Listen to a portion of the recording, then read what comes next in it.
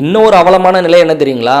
உண்மையாவே இதை மனசுல வச்சு அடுத்து வர சட்டமன்ற தேர்தலில் இதே கனிமொழிகள் வாழ்க்கை என்ன சொல்லுவாங்கன்னா, திராவிட அரசு திமுக அரசு மீண்டும் வந்தால் கள்ளச்சாராயம் ஒழிக்கப்படும், கள்ளக்குறிச்சியில் நடந்த சம்பவம் போல மீண்டும் ஒரு பெரும் இழப்பு நடக்காது, அதுக்கு நீங்க திமுக கட்சிக்கு வாக்களிக்கணும்னு சொல்லிட்டு அடுத்த சட்டமன்ற தேர்தலுக்கு இந்த ஒரு நிகழ்வை இவங்க அரசியலா பயன்படுத்தி கேவலமான தேர்தல் பிரச்சாரம் பண்ணுவாங்க அப்படின்றது எல்லளவும் சந்தேகம் இல்லை.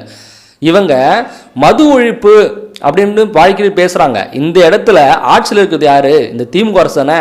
இப்ப மது கொண்டு வாங்க, இந்த கள்ளச்சாரத்தை தடை செய்யுங்க, இதன் பிறகு ஒரே ஒரு நபர் கூட இந்த கள்ளச்சாராயம் குடித்து உயிரிழக்க மாட்டாங்க அப்படின்னு சொல்லிட்டு யாராவது உறுதி கொடுங்க. அப்படி கொடுத்தீங்கன்னா உங்களுடைய துணிச்சலான நடவடிக்கை கண்டிப்பாக பாராட்டப்படலாம், மக்கள் விழிப்புணர்வோட இருப்பாங்க, பயம் இல்லாமல் இருப்பாங்க. ஆனால் நீங்கள் அதையெல்லாம் செய்யாமல் வெறும் பேட்டி மட்டும் கொடுத்துட்டு தேர்தலில் போய் வெற்றி பெற்றுட்டு பணம் மட்டுமே